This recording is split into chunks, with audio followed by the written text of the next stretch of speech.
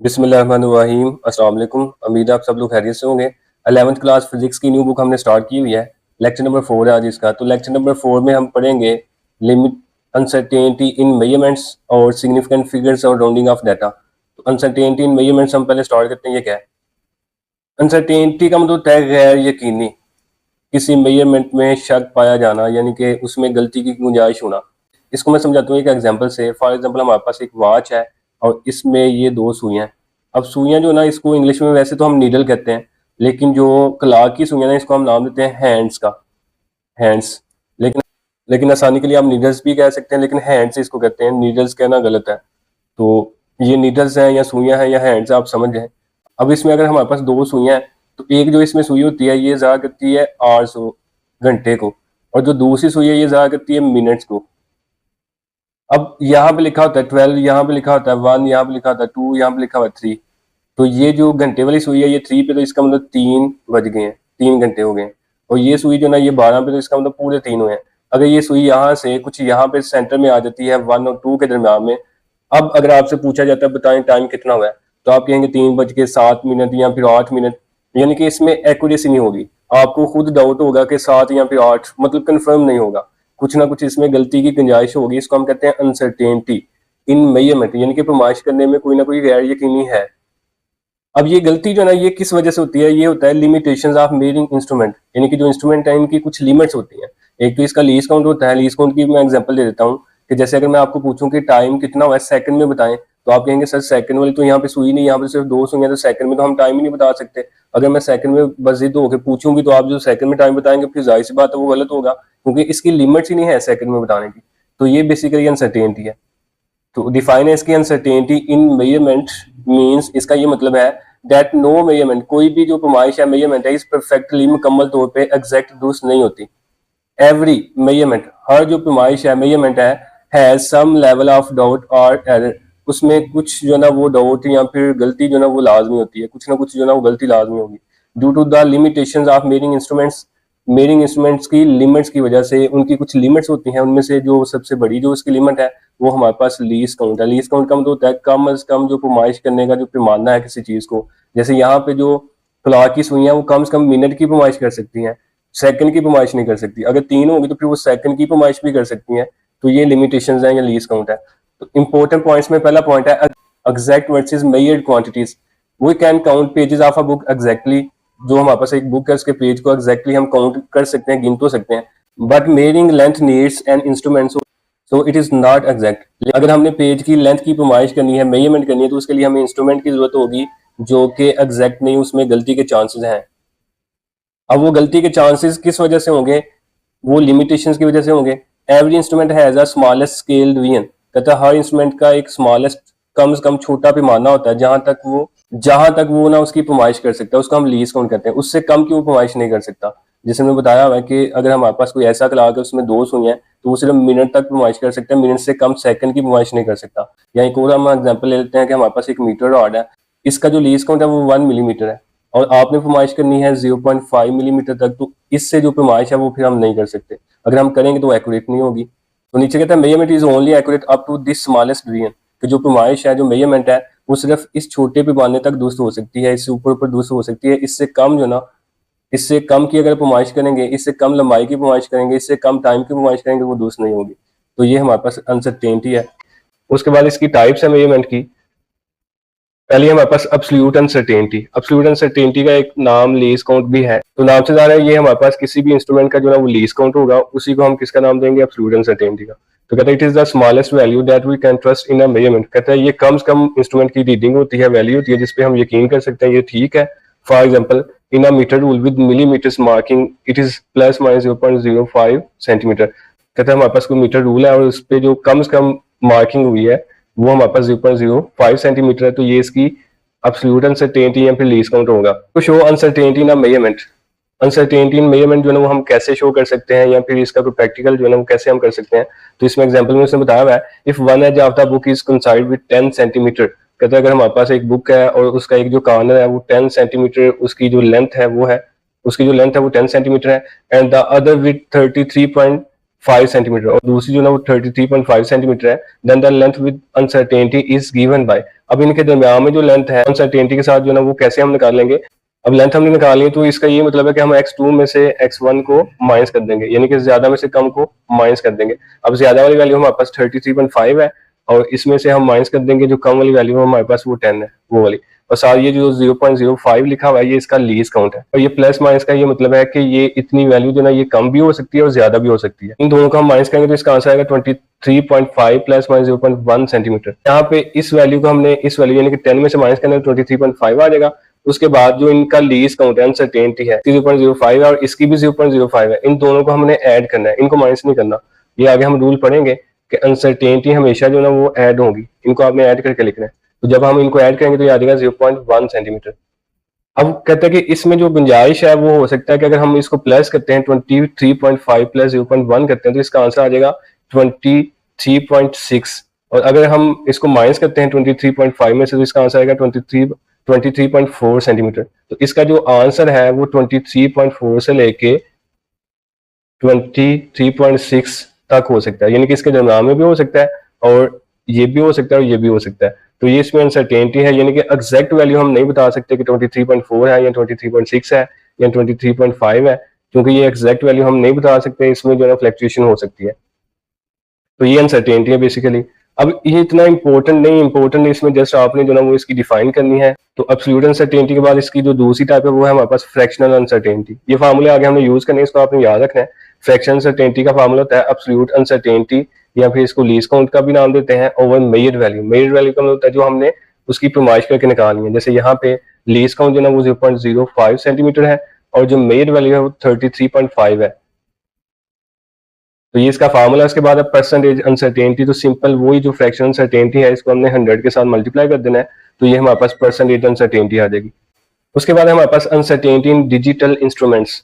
अब ऊपर वाला जो था वो हमारे पास मैकेनिकल या एनालॉग क्वांटिटी वाला इंस्ट्रूमेंट था जिसमें नंबर नहीं बल्कि नीडल्स होती हैं, और यहाँ पे हमने डिजिटल इंस्ट्रूमेंट यूज करने हैं जिसमें हमें नंबर्स की फॉर्म में बताया जाता है। जैसे ऊपर हमने वॉच ली थी नीडल्स वाली, तो यहाँ पे जो वॉच लेंगे हम इसके ऊपर जो ना वो नंबर मेंशन होते हैं। जैसे यहाँ पे 7 आ गया, यहाँ पे 15 आ गया, साथ इसके सेकंड भी मेंशन होते हैं, तो यहाँ पे भी 15 आ गया।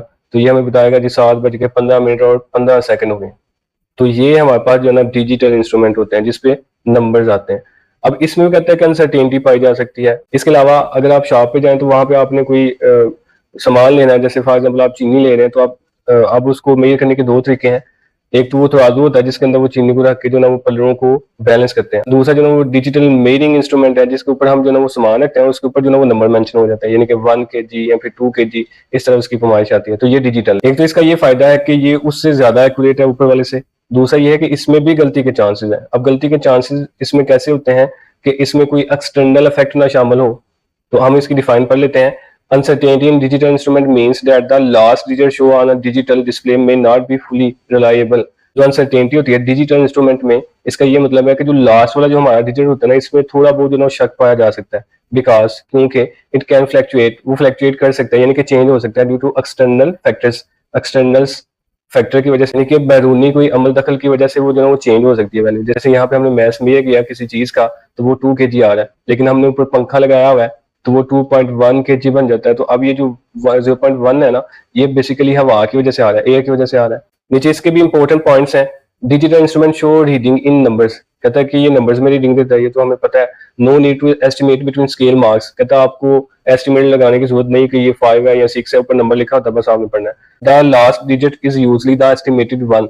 जो लास्ट डिजिट होता है ना ये एस्टिमेटेड होता है, आपने एस्टिमेट नहीं लगाना, ये उस डिजिटल इंस्ट्रूमेंट ने एस्टिमेट लगाना होता है कि ये जो लास्ट वाला डिजिट है ये तकरीबन कितना आएगा। जैसे हमारे पास यहाँ पे 2.162 kg आ रहा है, तो वो जो इंस्ट्रूमेंट है वो खुद ही इसको राउंड ऑफ करके 16 को जो ना वो हो सकता है यहाँ पे 2 बना दे। तो ये जो लास्ट वाला डिजिट है ना, तो कहता है ये एस्टिमेटेड होता है, यानी कि इंस्ट्रूमेंट ने खुद एस्टिमेट लगाया होता है इसका। नंबर 2 पे कहता है फ्लक्चुएशन इन लास्ट डिजिट, जो फ्लक्चुएशन इसमें आ सकती है।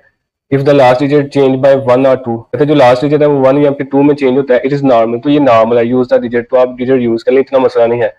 लेकिन if the digit fluctuate more than 2, अगर वो मोर देन 2 जो ना वो फ्लक्चुएट होता है, चेंज होता है, जैसे यहाँ पे 1 आ रहा था, 1 के बाद 4, यहाँ पे 4, यहाँ पे 3 आ गया, तो अब जो ना यहाँ पे मसला होगा, 1 के बाद 2 आता है या फिर 2 के बाद फिर 1 आ जाता है, तो इतना इशू नहीं है।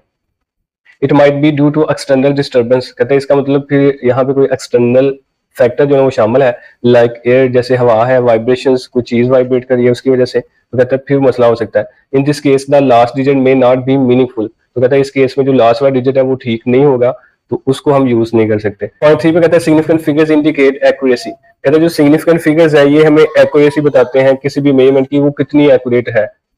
इन digital reading the last digit is a significant figure and show the uncertainty, कहता है कि जब हम डिजिटल रीडिंग लेते हैं उसके ऊपर नंबर मेंशन होते हैं, तो इस पे जो लास्ट डिजिट होता है वो अनसर्टेनिटी देता है। जैसे यहाँ पे बार बार मैं लिख रहा हूँ 2.1, तो 2.1 की जगह कभी 2.2 आ जाता है, कभी 2.3 आ जाता है, तो अब यहाँ पे अनसर्टेनिटी आ रही है, यहाँ पे शक आ रहा है। 2 तो जो है ना ये हमारे पास एक्यूरेट नॉन डिजिट है, इसमें तो शक ही नहीं, लेकिन यहाँ पे जो है ये डाउटफुल डिजिट है, कभी ये चेंज हो रहा है, तो कभी ये 1 आ रहा है, कभी ये 2 आ रहा है, तो ये डाउटफुल डिजिट होगा।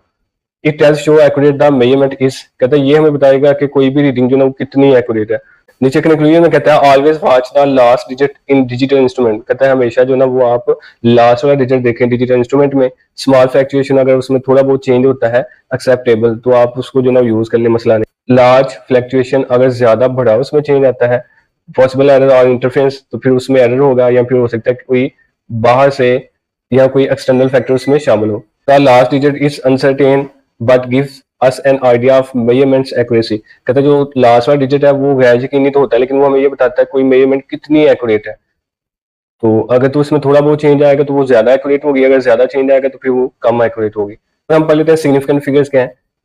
सिग्निफिकेंट फिगर्स को उर्दू में हम कहते हैं अहम इंचे। Significant figures are the digits, वो वाले डिजिट्स नंबर्स होते हैं इन अ मेजरमेंट नुमाइश में, that are known with certainty, जो एग्जैक्टली एक्यूरेट होते हैं, नॉन डिजिट होते हैं, +1 एस्टिमेटेड डिजिट, और +1 का मतलब साथ इनके एक ऐसा डिजिट होता है जो हमने एस्टिमेट लगा के हासिल किया होता है। यानी कि फॉर एग्जांपल वही बार बार बात आ रही है 2.1, 2.2, 2.3, अब इसमें ये वाला जो डिजिट है ये तो एग्जैक्टली एक्यूरेट है ना, ये नॉन विद सर्टेनिटी होगा, यानी कि यकीन के साथ हम इसको जानते हैं ये ठीक है। लेकिन ये आगे वाला जो ना ये वाला, ये हमारे पास प्लस एस्टिमेटेड या फिर डाउटफुल डिजिट हम इसको कह सकते हैं, ये डाउटफुल डिजिट होगा, इसको हम नाम देंगे सिग्निफिकेंट फिगर्स का। अब नीचे इसके रूल्स हैं बेसिक। सिग्निफिकेंट फिगर्स कौन से होते हैं? ऑल नॉन जीरो डिजिट्स, याद रखिएगा बेसिक हमारे पास 10 नंबर्स हैं 0 से लेके 9 तक, तो इसमें कहता है 1 से लेके जो 9 वाले नंबर्स है ये हमेशा सिग्निफिकेंट होंगे। ऑल नॉन जीरो डिजिट जो जीरो नहीं और ऑलवेज सिग्निफिकेंट, वो हमेशा सिग्निफिकेंट होंगे। नंबर 2 पे कहता है zeros between non zero digit और सिग्निफिकेंट, अब जो जीरो दो सिग्निफिकेंट फिगर के दरमियान में आ जाता है, जैसे 109 आ गया, अब ये बिटवीन आ रहा है तो इस जीरो को हम स्किप नहीं कर सकते, ये भी सिग्निफिकेंट होगा, इंपॉर्टेंट होगा। नीचे से एग्जांपल दी हुई है 205 हैज 3 सिग्निफिकेंट फिगर, एक ये वाला 2, एक ये 5 और ये सेंटर वाला 0 भी सिग्निफिकेंट है, तो ये 3 बन जाएंगे। नंबर 3 में कहता है leading zeros before any non zero digit, leading का मतलब होता है पहले वो वाले जीरो जो नॉन जीरो डिजिट से पहले आ रहे हैं, और नॉट सिग्निफिकेंट, जैसे यहाँ पे आ जाता है 09, अब ये नॉन 09 है ना, इससे पहले आ रहा है, तो ये सिग्निफिकेंट नहीं है, इसकी कोई अहमियत नहीं, इसको लिखें या ना लिखें कोई मसला नहीं है। तो एग्जांपल में उसने लिखा हुआ 0.0043 हैज 2 सिग्निफिकेंट फिगर, इसमें सिर्फ 2 ही सिग्निफिकेंट फिगर है, एक 4 और दूसरा जो ना वो 3 है। ये 0 जो ना सिग्निफिकेंट नहीं, चूंकि ये पहले आ रहे हैं नॉन जीरो डिजिट से। तो आफ्टर डेसिमल आर सिग्निफिकेंट, वो 0 जो डेसिमल के बाद में आएंगे और नॉन जीरो डिजिट की राइट साइड पे आएंगे, ये भी साथ याद रखिएगा। जैसे यहाँ पे आ रहा है 3.500, अब ये पॉइंट के बाद तो आ रहे हैं लेकिन नॉन जीरो डिजिट के भी बाद में आ रहे हैं, लेकिन नॉन जीरो डिजिट की राइट साइड पे यानी कि उसके भी बाद में आ रहे हैं, तो ये 0 जो ना ये सिग्निफिकेंट होंगे। ये जो 0 है ये डेसिमल के बाद तो आ रहे हैं लेकिन नॉन जीरो डिजिट से पहले आ रहे हैं, यानी कि उनकी लेफ्ट साइड पे आ रहे हैं, तो अगर लेफ्ट साइड पे आएंगे नॉन जीरो की तो फिर ये सिग्निफिकेंट नहीं होंगे, लेकिन अगर राइट साइड पे आएंगे तो फिर ये सिग्निफिकेंट होंगे। तो यहाँ पे जो सिग्निफिकेंट फिगर है हमारे पास वो 4 होंगे, एक ये और ये, तो ये 4 सिग्निफिकेंट फिगर्स है। 5 जो ना ये थोड़ा ट्रिकी है, zeros in whole numbers without decimal, कहता है ऐसा नंबर जो मतलब डेसिमल के बगैर हो, इशारिया ना हो उसमें, मे और मे नॉट बी सिग्निफिकेंट, वो सिग्निफिकेंट हो भी सकता है और नहीं भी हो सकता, depending on the instrument least count, तो वो लीस्ट काउंट पे डिपेंड करता है। यानी कि हमारे पास जैसे कोई नंबर आ जाता है 4500, अब इसमें पॉइंट नहीं है, लेकिन ये वाले 0 जो ना ये राइट साइड पे आ रहे हैं सिग्निफिकेंट फिगर के, उनके बाद में आ रहे हैं, तो अब ये 0 जो ना सिग्निफिकेंट हो भी सकते हैं और नहीं भी हो सकते, ये डिपेंड करते हैं लीस्ट काउंट पे। तो एग्जांपल के तौर पे उसने कहा हुआ है 8000 could have 1 to 4 significant figure, कहता है जो 8000 है इसमें 1 से लेके 4 सिग्निफिकेंट फिगर्स हो सकते हैं, वो डिपेंड करता है इंस्ट्रूमेंट के लीस्ट काउंट पे कि आप जो इंस्ट्रूमेंट यूज करें उसका लीस्ट काउंट कितना है। तो यहाँ पे उसने एग्जांपल दिया है if a scale least count 1 kg, अगर आप ऐसा इंस्ट्रूमेंट लें जिसका लीस्ट काउंट 1 kg है, देन 8000 kg अब इसका जो हमारे पास, अब इसमें हमारे पास जो सिग्निफिकेंट फिगर होंगे वो 4 होंगे, ये भी ये भी ये भी और ये भी, तो इसके सिग्निफिकेंट फिगर हमारे पास आ जाएंगे 4। अब इसको हम स्टैंडर्ड फॉर्म में ऐसे लिख सकते हैं, इसका पॉइंट कहीं नहीं तो लास्ट में, तो इसको हम 8 के आगे लेके आएंगे तो ये 10⁻³ बन जाएगा। ये सारा हमने पढ़ा हुआ है। तो इसमें 4 सिग्निफिकेंट फिगर्स आ रहे हैं। अब उसके बाद जो दूसरी एग्जाम्पल है उसमें इसका लीस्ट काउंट 10 kg है और इसमें जो सिग्निफिकेंट फिगर है वो 3 आ रहे हैं। एक आसान सी ट्रिक मैं आपको बताता हूँ कि अगर लीस्ट काउंट हमारे पास 1 kg है, यानी कि 1 के आगे 0 नहीं, तो फिर जितने भी 0 हैं वो सारे के सारे सिग्निफिकेंट हैं। लेकिन अगर हमारे पास जो लीस्ट काउंट है वो 10 kg आ गया, यानी कि एक 0 आ गया, तो एक 0 आपने डिजिट में से कम कर देना है। यहाँ पे टोटल 3 0 आ रहे हैं, तो एक कम कर दें तो बाकी 2 0 बच गए, तो ये दोनों 0 सिग्निफिकेंट होंगे, साथ ये तो पहले सिग्निफिकेंट है, तो यहाँ पे सिग्निफिकेंट फिगर बन जाएंगे 3। लेकिन अगर लीस्ट काउंट आ जाता है 100, तो अब इसमें 2 0 आ रहे हैं, तो फिर यहाँ से आपने 2 0 को खत्म करना है। जब ये 2 0 खत्म होंगे तो बाकी ये वाला 0 सिग्निफिकेंट होगा और ये ऑलरेडी सिग्निफिकेंट है, तो यहाँ पे 2 सिग्निफिकेंट फिगर बन जाएंगे। अब आपने याद रखना है कि जो सिग्निफिकेंट फिगर है ना, इनका लीस्ट काउंट के साथ इनवर्स रिलेशन है। जैसे जैसे लीस्ट काउंट बढ़ रहा है, देखिए पहले 1 kg था, अब 10 kg हो गया, लीस्ट काउंट ज्यादा हो गया तो सिग्निफिकेंट फिगर कम हो गया, लीस्ट काउंट कम हो गया तो सिग्निफिकेंट फिगर ज्यादा हो गए। ये बहुत इंपॉर्टेंट एमसीक्यूज है, तो इसको आपने याद रखना है। उसके बाद वर्किंग विद सिग्निफिकेंट फिगर्स, कि आपने सिग्निफिकेंट फिगर्स को अगर आपने यूज करना है मल्टीप्लिकेशन में, डिवीजन में, तो हम कैसे इसका यूज करेंगे। तो कहते हैं the final answer should have the same number of significant figures as a factor with least number of significant figures example.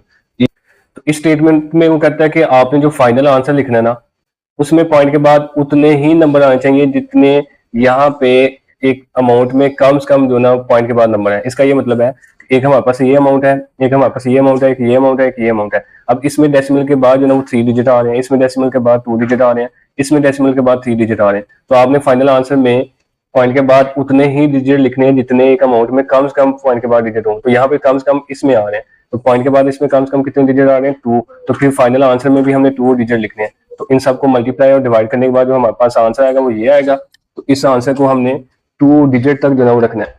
तो 2 डिजिट तक इसका जो आंसर है वो हमारे पास 4, और ये 5 को राउंड ऑफ करेंगे तो ये बन जाएगा 6। राउंड ऑफ करने के जो रूल्स है उसमें पहला रूल है if the first drop digit less than 5, कहता है वो डिजिट जिसको आपने ड्रॉप करना है, जिसको आपने खत्म करना है, अगर वो 5 से छोटा है, हर डिजिट स्टे द सेम, तो जो लास्ट डिजिट है उसको आपने सेम उसी तरह रहने देना। जैसे यहाँ पे एग्जांपल में उसने लिखा हुआ है 43.74, अब इसको आपने ड्रॉप करना है। अब ये वाला जो डिजिट है ना 4, ये लेस देन 5 है, ये वाला डिजिट जो ना ये ऐसे आ जाएगा क्योंकि जिसको हमने ड्रॉप करना है वो लेस देन 5 है, तो इसका आंसर आएगा 43.7। एक और मैं एग्जांपल देता हूँ, जैसे यहाँ पे एक नंबर लिखा हुआ है 43.6 और आगे लिखा हुआ है 3। अब इसको हमें ड्रॉप करना है और यहाँ तक हमने इसको रखना है, तो हम लिखेंगे 43 पॉइंट, अब 3 जो ना ये लेस देन 5 है, 5 से कम है तो 6 ऐसे आ जाएगा। पॉइंट 2 में कहता है if first drop digit greater than 5 last digit increase by 1, जो डिजिट आपने ड्रॉप करना है वो 5 से अगर ग्रेटर है तो फिर जो लास्ट वाला डिजिट जो आपने रखना है उसमें आपने एक का इजाफा कर देना है। फॉर एग्जांपल यहाँ पे लिखा हुआ है 56.86, अब इसको हमने ड्रॉप करना है तो ये 5 से ग्रेटर है, तो इससे पीछे वाला जो ना उसमें एक का इजाफा कर दें तो ये बन जाएगा 8 + 1 9। इसके अलावा एक और एग्जाम्पल है, जैसे यहाँ पे लिख देते हैं 56.8 लिख दें और 6 की जगह आप जो ना वो 7 कर दें, तो अब ये भी 5 से ग्रेटर है तो इसका आंसर 56 पॉइंट जो ना वो 9 आ जाएगा। उसके बाद 3 वाला पॉइंट है if the drop digit equal 5, ये तो हमने देख लिया, अगर लेस देन 5 होगा तो इजाफा नहीं होगा, सेम रहेगा, अगर ग्रेटर देन 5 होगा तो एक इजाफा हो जाएगा। अगर वो 5 ही आ जाता है, 5 के इक्वल आ जाता है जिसको हमने ड्रॉप करना है, तो फिर क्या होगा, फिर डिपेंड करता है if the last retained digit, retained का मतलब जिसको आपने रखना है जो पीछे वाला होगा, ड्रॉप से पीछे वाला डिजिट होगा, इज ऑड, अगर वो ऑड है तो उसमें हमने एक का इजाफा कर देना है। जैसे यहाँ पे लिखा हुआ है 73.35, अब ये 5 आ गया तो इससे पीछे वाला जो है ये ऑड है, ऑड मीन 1 हो सकता है, 3 हो सकता है, 5 7 9, तो इनमें से कोई नंबर हो सकता है यहाँ पे, तो हम इसमें एक का इजाफा कर देंगे। तो यहाँ से हमने 5 को ड्रॉप करना है तो पीछे वाला 8 है तो इसकी जगह जो ना वो 3 + 1 4 बन जाएगा, तो यहाँ से आ जाएगा 73.4। उसके अलावा ये भी एक एग्जांपल है 64.75, तो ये 5 है हमारे पास, तो फिर हम पीछे वाला डिजिट देखेंगे, पीछे वाला जो ना वो 8 है, इसमें फिर एक का इजाफा करें तो ये 8 बन गया। तो याद रखना है आपने पीछे वाला डिजिट जो ना वो इवन ऑड तब देखना है जब जो ड्रॉप डिजिट है जिसको हमें ड्रॉप करना है वो 5 हो, फिर आपने देखना है कि पीछे वाला जो डिजिट है वो इवन है कि ऑड है। अगर वो 5 नहीं, 5 से ग्रेटर है या फिर लेस है, तो फिर आपको पीछे वाले डिजिट की जरूरत नहीं कि वो इवन है कि ऑड है। आगे कहता है if it is even leave unchanged, अगर जो 5 से पहले वाला डिजिट है वो इवन होगा तो फिर आपने उसमें एक का इजाफा नहीं करना, उसको ऐसे लिख देना है। जैसे यहाँ पे लिखा हुआ है 73.65 और आगे 0 लिखा है, 5 को ड्रॉप करना है, इसके पीछे वाला जो ना इवन है, इवन में 2 4 6 8 इस तरह नंबर आएंगे, तो इसमें अब हमने इजाफा नहीं करना, तो ये 6 ऐसे आ जाएगा 73.6। यहाँ पे देखें 5 को हमने ड्रॉप करना है तो पीछे वाला चेक करेंगे वो 4 इवन है तो ये भी ऐसे आ जा। अच्छा एक और जो ना पॉइंट याद रखें, अगर यहाँ पे कोई नंबर ऐसा आता है जैसे यहाँ पे लिखा हुआ है 73.65 और 5 के बाद 0 नहीं, 0 की जगह कोई और नंबर आ जाता है जैसे 1 आ जाता है, 2 आ जाता है, तो फिर आपने क्या करना है, आपने ये नहीं देखना पीछे इवन है क्या आ रहा है, फिर आपने इससे पीछे वाले में एक का इजाफा कर देना, ये 7 बन जाना है, यानी कि 73.6 में एक का इजाफा करेंगे तो ये आ जाएगा 7।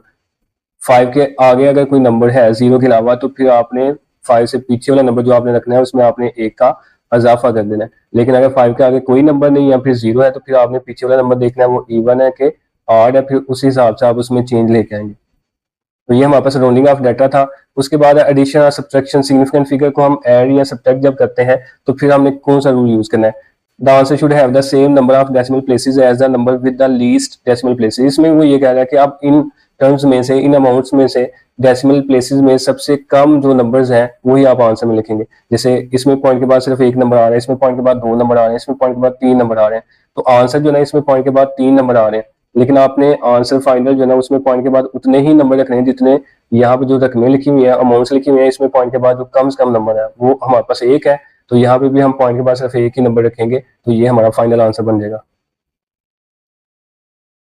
उसके बाद है लिमिटेशंस ऑफ सिग्निफिकेंट फिगर्स। क्या सिग्निफिकेंट फिगर्स की कोई लिमिटेशंस हैं? इसकी लिमिटेशंस हैं, कहते हैं significant figures only address uncertainty from reading the instrument. कहते हैं कि जो सिग्निफिकेंट फिगर्स है ये हमें सिर्फ ये बताते हैं कि जो रीडिंग है इसमें अनसर्टेनिटी है, जो रीडिंग है इंस्ट्रूमेंट की इसमें अनसर्टेनिटी है, लेकिन ये क्यों है वो वजह हमें नहीं बताते सिग्निफिकेंट फिगर, जस्ट हमें बताते हैं कि है।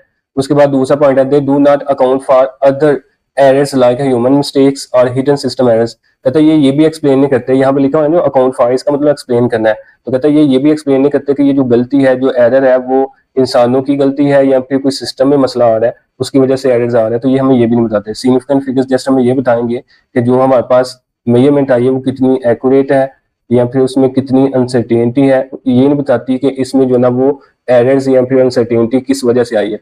तो ये था हमारे पास सिग्निफिकेंट फिगर्स। अब इसमें जो लॉन्ग क्वेश्चन है वो सिग्निफिकेंट फिगर्स वाला बन सकता है। अगर सिग्निफिकेंट फिगर वाला आपको लॉन्ग आता है तो आपने इसकी डिफाइन करनी है, डिफाइन के बाद इसके जो रूल्स हैं उनको लिखें, उसमें राउंडिंग ऑफ डाटा उसको लिख दें, लिमिटेशंस ऑफ सिग्निफिकेंट फिगर्स लिख दें। इसके अलावा जो ऊपर अनसर्टेनिटी वाला है उसमें भी लॉन्ग बन सकता है, लेकिन इससे पीछे जो ना पहला चैप्टर उसमें लॉन्ग नहीं बनता था, अब सिलेबस चेंज हुआ है तो अब इस दफा पेयरिंग स्कीम भी इसकी चेंज हो सकती है, तो ऊपर वाला जो अनसर्टेनिटी वाला है वो भी लॉन्ग बन सकता है लेकिन इंपॉर्टेंट लॉन्ग नहीं बनता। तो आप इसको तैयार कर लीजिएगा, फिर भी कोई मसला हो, कोई सवाल हो आप पूछ सकते हैं। अल्लाह हाफिज।